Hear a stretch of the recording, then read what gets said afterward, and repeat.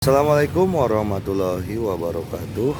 Apa kabar sobat-sobat semuanya? Oke, kita lanjutkan saja ceritanya sambil Mimin pergi ke kebun.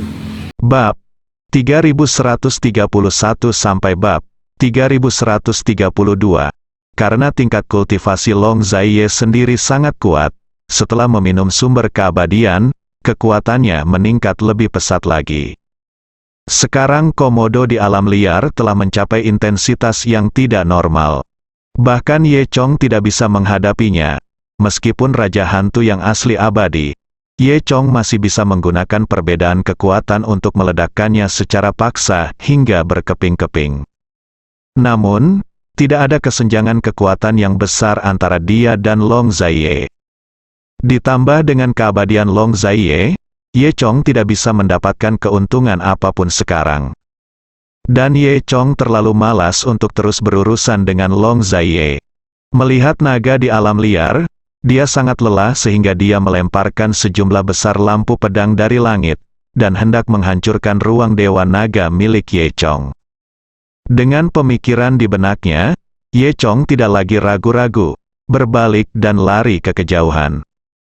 Melihat Ye Chong melarikan diri, mata Long Zaiye memerah dan dia meraung. Aku ingin melarikan diri, tidak semudah itu. Hari ini aku akan memotongmu menjadi beberapa bagian. Dengan itu, Long Zaiye mengejarnya. Ye Chong dan Long Zaiye, satu di belakang yang lain, menuju ke kejauhan. Ye Chong di depan, Long Zaiye di belakang. Di belakang Long Zaiye, ada juga cakram yang berputar-putar satu demi satu, yang terus memancarkan cahaya pedang dan mengejar Ye Chong. Berkat kecepatan Ye Chong, cahaya pedang putih melesat ke posisi di mana Ye Chong baru saja melangkah satu persatu. Jika Ye Chong sedikit lebih lambat, dia akan tertusuk oleh cahaya pedang putih. Bagaimanapun, Ye Chong cukup cepat, dan Long Zaiye ada di belakangnya dan tidak pernah bisa menyusul Ye Chong. Dalam waktu kurang dari 5 menit, kedua orang itu telah menempuh jarak beberapa kilometer. Dan Ye Chong telah melihat dari kejauhan bahwa sebuah gunung tinggi menjulang perlahan di cakrawala yang jauh. Jika diperhatikan dengan seksama, ternyata itu bukanlah gunung yang tinggi, melainkan satu di kiri dan kanan, namun sangat berdekatan, dan bagian atasnya saling menempel. Di tengah kedua gunung tersebut terdapat celah yang sangat sempit yang memungkinkan dua orang lewat secara berdampingan, seperti sebuah terowongan. Ye Chong berlari sepanjang jalan tetapi tidak melihat Dong Feng dan Zhou Yutong. Dia tahu di dalam hatinya bahwa kedua orang ini sudah masuk. Memikirkan hal ini, Ye Chong berlari, mengeluarkan pil Qi Huang yang dia peroleh melalui semua kerja keras dari Dong Tianting, dan kemudian menelan 2 pil dalam satu tegukan. Qi Huang dan ini adalah ramuan ajaib yang untuk sementara dapat menyebabkan orang yang mengkonsumsinya kehilangan semua kekuatannya dan menjadi manusia biasa. Namun, hilangnya tenaga ini bersifat sementara. Begitu efek obatnya hilang, tenaganya akan pulih kembali. Dan ini juga merupakan cara yang diperlukan untuk memasuki Grand Canyon di pegunungan salju Siberia Timur. Setelah Ye Chong meminum obatnya, dia merasakan efek obatnya mulai bekerja, dan kekuatan di tubuhnya disegel sedikit demi sedikit. Dan kecepatan Ye Chong juga perlahan melambat. Untungnya, Ye Chong dan Long Zaiye telah memperlebar jarak selama perjalanan sebelumnya. Meskipun kecepatan Ye Chong telah melambat sekarang, Long Zaiye masih tidak bisa mengejar ketinggalan dengan tergesa-gesa. Ye Chong melihat celah di pegunungan tepat di depannya dan segera berlari masuk. Long Zaiye, sebaliknya, mengejarnya dan hendak menyusul Ye Chong. Ye Chong berkata pada dirinya sendiri, masih terlalu dini untuk mengambil Qi Huang dan pada kecepatan ini, Ye Chong mungkin akan diambil alih oleh Long Zaiye sebelum dia mencapai dunia rahasia. Itu akan merugikan diri sendiri. Memikirkan hal ini, Ye Chong berlari ke depan dengan putus asa. Saat ini, kedua orang itu telah memasuki celah di gunung. Long Zaiye tiba-tiba merasakan suatu kekuatan di depannya, mencoba mendorongnya keluar dari celah, dan kekuatan ini secara bertahap meningkat. Namun, kekuatan ini tidak besar sekarang, dan tidak cukup untuk menghentikan naga di alam liar. Hanya ada Ye Chong di mata merah darah Long Zaiye saat ini, jadi bagaimana dia bisa peduli dengan hal lain? Dia berlari kencang, dan melihat bahwa dia masih memiliki beberapa langkah untuk mengejar Ye Chong. Kamu bajingan, kamu mati kali ini. Long Zaiye sangat gembira, sudah menunjukkan kegembiraan. Dia mengulurkan tangannya dan hendak meraih bahu Ye Chong. Tiba-tiba, terdengar suara "wush", dan sepertinya ada senjata tersembunyi yang terbang ke arahku. Naga itu bergerak dalam ambisinya, dan tubuhnya berhenti. Detik berikutnya, dia melihat tumpukan kotoran burung menghantam tebing di sebelahnya. Dan setelah penundaan seperti itu, Ye Chong berlari beberapa langkah lagi. Long mengutuk ambisinya dan terus mengejarnya. Dia baru saja akan menangkapnya, tapi sekarang dia masih 3 langkah lagi. Melangkah, 2 langkah, Ye Chong sudah dekat.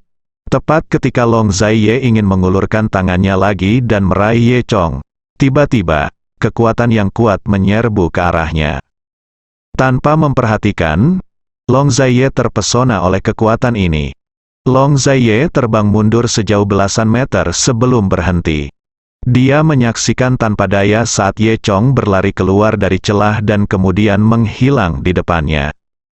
Kamu bajingan, kamu berani mempermainkanku, apakah kamu pikir ini akan berhasil? Long Zaiye mengutuk. Kemudian, dia mengumpulkan kekuatannya dan bergegas maju lagi, berharap menggunakan kekerasan untuk menembus kekuatan sebelumnya. Namun, ketika mereka tiba di tempat itu sekarang, kekuatan luar tiba-tiba menguat lagi, menghempaskan Long Zaiye. Long Zaiye tidak puas, dan setelah mencoba beberapa kali, hasilnya tetap sama. Dia berteriak dengan marah, tetapi dengan kekuatan yang tidak terlihat dan tidak berwarna, tidak ada yang bisa dia lakukan. Long Zaiye tidak tahu bahwa kekuatan yang mencegahnya untuk bergerak maju adalah lingkaran pelindung dari dunia rahasia. Dan celah ini adalah pintu masuk ke dunia rahasia. Ye Chong meminum pil Qi Huang dan kehilangan kekuatannya untuk sementara, jadi dia memasuki dunia rahasia lingkaran sihir tanpa hambatan apapun. Tapi Long Zaiye tidak tahu dan bergegas mendekat, menyebabkan lingkaran sihir menghalanginya. Tidak peduli seberapa kuatnya dia, bagaimana dia bisa menembus lingkaran sihir yang ditinggalkan oleh Dewa Agung ribuan tahun yang lalu. Oleh karena itu, Long Zaiye hanya bisa bertindak cemas, tapi tidak punya pilihan. Di sisi lain, Ye Chong menghela nafas lega setelah kehabisan celah. Tadi itu terlalu berbahaya, ini semua salahku karena terlalu ceroboh. Dia hanya mendengarkan pembicaraan Zhou Daxian tentang kegunaan Qi Huang dan sebelumnya, tetapi tidak sepenuhnya memahami kemanjuran Qi Huang dan, akibatnya, dia memakannya terlalu dini dan hampir ditangkap oleh Long Zaiye sebelum dia bisa memasuki lingkaran sihir.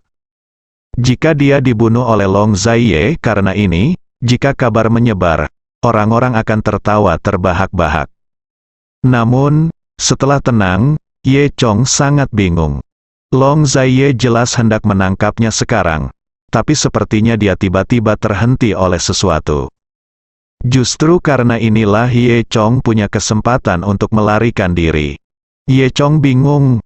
Apa yang terjadi? Tidak bisakah seseorang membantunya?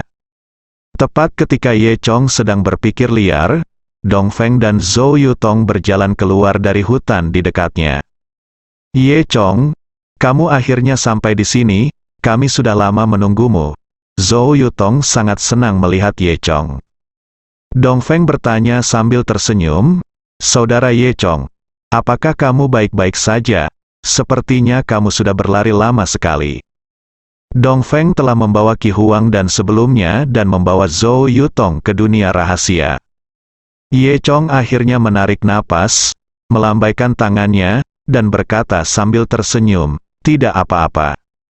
Pada saat ini, di luar pintu masuk ke dunia rahasia, di pohon yang tidak mencolok di kejauhan, seorang pria muda menyekanya dengan belalainya. Dari pohon, dia memegang kotoran burung di tangannya dan berkata pada dirinya sendiri, kotoran burung ini benar-benar bau. Gunung Ciyun, surga timur. Di halaman dalam, di balkon sebuah gedung bertingkat tinggi, 3 lelaki tua sedang duduk mengelilingi meja, masih menyeruput teh. Pada saat ini, Guru Yuking Guru Si Wenxia memegang sebuah surat di tangannya. Duduk di sebelah mereka adalah Master Kong King Song Yuming dan Master Hai King Wang Ye. Mereka bertiga berkumpul dan membaca surat itu dengan cermat. Surat itu ditulis oleh pria gemuk Cheng Zanjiang yang diutus.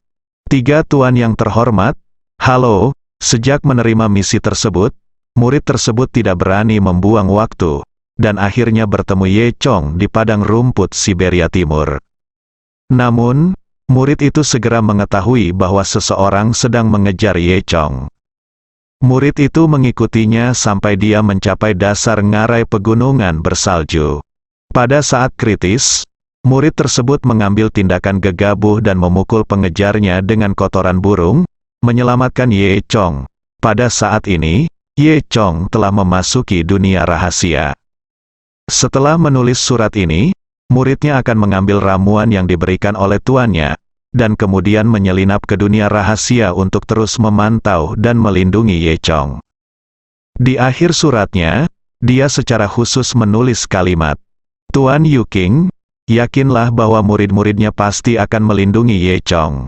Setelah membaca surat itu, mereka bertiga sangat puas mengetahui bahwa Ye Chong telah memasuki dunia rahasia. Ini membuktikan bahwa langkah pertama dari rencana mereka telah selesai. Hanya Master Yuking Si Wenxia yang terlihat bingung. Nah, Cheng Gendut, apa maksud kalimat terakhir itu? Master Kong King Song Yuming menggaruk kepalanya. Bagaimana dengan ini? Mungkin karena Cheng Zanjiang menghormati Anda, menyebut Anda secara spesifik, dia tidak memberitahu Si Wenxia bahwa ketika dia mengirim Cheng Zanjiang untuk menjalankan misinya, Song Yuming memberitahu Cheng Zanjiang bahwa Ye Chong adalah anak haram Si Wenxia. Ye Chong memasuki dunia rahasia tanpa bahaya apapun dan bertemu dengan Dong Feng dan Zhou Yutong. Dong Feng juga mengambil Qi Huang dan sekarang dia hampir seperti manusia biasa. Zhou Yutong adalah orang biasa. Jadi celah masuk ini tidak berpengaruh pada Zhou Yutong. Faktanya, Zhou Yutong tidak akan bisa datang ke sini jika Dong Feng dan Ye Chong tidak bersamanya. Belum lagi Zhou Yutong, bahkan penjelajah terbaik di dunia pun tidak bisa memasuki Grand Canyon ini dengan bantuan peralatan tercanggih. Oleh karena itu, lingkaran sihir di pintu masuk alam rahasia ini hanya untuk para pembudidaya tersebut. Sedangkan orang biasa secara alami memiliki penghalang alami untuk mengisolasi mereka. Terakhir kali, Ye Chong terluka parah dan kehilangan seluruh kekuatannya ketika dia diserang oleh peluru kuat yang diciptakan dengan mengorbankan kekuatan 2 dewa tanah. Dia jatuh ke ngarai dan secara tidak sengaja memasuki dunia rahasia tengah. Apa yang harus kita lakukan selanjutnya? Dong Feng bertanya, kemana kita akan pergi? Dia bertanya sambil melihat sekeliling. Saat ini, mereka berada jauh di padang rumput tak berujung. Melihat sekeliling, semuanya berwarna hijau, langit berwarna biru, dan ada garis jelas antara langit dan bumi.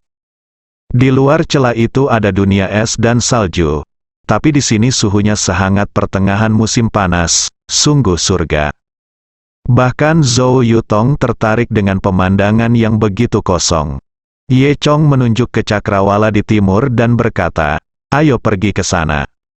Terakhir kali, dia memasuki dunia rahasia secara kebetulan dan terus berjalan ke arah timur, dan kemudian dia bertualang.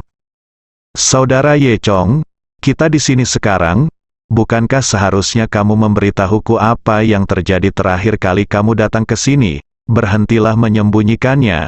Dong Feng mengedipkan mata pada Ye Chong. Ye Chong tersenyum dan berkata, Saudari Dong Feng, bukannya aku tidak memberitahumu. Sepertinya aku tidak mengingat sebagian besar kenangan itu. Kemudian, Ye Chong mulai mengingat terakhir kali. Saya hanya ingat bahwa saya terus berjalan ke timur, lalu saya memasuki sebuah desa. Desa itu sangat besar, dengan banyak penduduk desa, dan hierarkinya jelas. Karena saya orang asing, penduduk desa menerima saya dan memberi saya harga rendah. Penduduk desa tingkat rendah. Zhou Yutong bertanya dengan rasa ingin tahu. Apa identitas penduduk desa tingkat rendah? Ye Chong berkata, hierarki di desa itu ketat. Penduduk desa dibagi menjadi beberapa tingkatan, dan saya yang paling rendah. Penduduk desa tingkat paling bawah, jika mereka ingin mendapatkan makanan, mereka harus bekerja dan melakukan tugas. Saat itu, aku masih bekerja. Aku melakukan banyak pekerjaan. Tapi aku tidak ingat apa yang aku lakukan atau siapa yang menugaskannya kepadaku. Ye Chong merentangkan telapak tangannya untuk mengekspresikan ketidakberdayaannya. Ye Chong tidak dapat mengingat ini, bukan karena Ye Chong memiliki ingatan yang buruk. Sampai saat ini, Ye Chong tidak tahu mengapa ia kehilangan ingatan. Kemudian, Ye Chong hanya ingat bahwa sesuatu yang aneh telah terjadi. Lalu dia pingsan dan tidak tahu apa-apa. Ketika dia bangun lagi, dia sudah terbaring di luar Grand Canyon pegunungan bersalju di Siberia Timur. Kekuatannya juga telah meningkat pesat, dan dia telah menjadi pendaki surgawi di alam surga. Ketika dia mengikuti ingatannya dan ingin kembali ke rahasianya, dia diblokir oleh kekuatan lingkaran sihir dan tidak bisa kembali lagi. Setelah penelitian Ye Chong, dia memahami prinsip lingkaran sihir dan hanya melawan para praktisi tersebut. Pada saat itu, tidak ada cara yang baik untuk menyembunyikan kekuatannya, jadi Ye Chong pergi sementara. Dong Feng dan yang lainnya juga tahu apa yang terjadi selanjutnya. Ye Chong kembali ke lorong pertama, Raja kembali, menghancurkan keluarga kerajaan Jepang, membunuh iblis di barat, lalu mencuri obat dari pengadilan surgawi timur dan kembali ke sini lagi. Kali ini, kita harus berhati-hati, aku harus mencari tahu apa yang terjadi di sini, kata Ye Chong. Setelah mendengar cerita Ye Chong, Dong Feng dan Zhou Yutong juga takjub. Zhou Yutong sedang memegang buku catatannya sendiri dan merekam sesuatu. Ye Chong diam-diam melihat Zhou Yutong menulis kata-kata seperti kritik gila terhadap senior, amnesia, dan mendapatkan kekuatan misterius di buku catatannya. Ye Chong tidak bisa tertawa atau menangis di dalam hatinya. Beberapa orang berjalan sambil mengobrol lebih dari 1 jam. Sekarang mereka semua adalah manusia biasa, dan mereka sudah lama lelah setelah berjalan sekian lama. Zhou Yutong juga membawa 2 koper. Namun berkat koper Zhou Yutong, ada banyak makanan di dalamnya. Mereka bertiga makan dan istirahat sejenak sebelum melanjutkan perjalanan. Akhirnya setelah berjalan beberapa jam lagi, mereka mendaki lereng bukit dan berdiri di tempat yang tinggi. Dari kejauhan mereka melihat sebuah desa di bawah lereng bukit. Desa ini mencakup wilayah yang luas. Jika dilihat dari tempat yang tinggi, Anda dapat melihat atap-atapnya yang terlihat seperti balok tahu persegi berwarna-warni. Mereka bertiga telah berjalan selama sehari, dan hari sudah malam. Awan api di kejauhan membentuk bongkahan besar, melayang di persimpangan bumi dan langit. Rerumputan hijau, langit biru tua, dan awan api berwarna merah cerah membentuk gambaran yang indah. Dalam lingkungan yang remang-remang, Anda dapat melihat lampu menyala di setiap rumah di desa tersebut. Aliran asap membubung dari atap dan melayang ke langit. Desa ini penuh dengan kembang api. Apakah desa ini? Kelihatannya sangat biasa. Dong Feng melihatnya dengan hati-hati dan bertanya, "Apa nama desa ini?" Ye Chong menjawab dengan tenang, "Desa Nantianmen." Dong Feng tercengang dan menoleh, menatap Ye Chong. Pada saat ini, sinar matahari terbenam menyinari wajah tegas Ye Chong, membuat tepi dan sudut wajahnya semakin jelas, bersambung.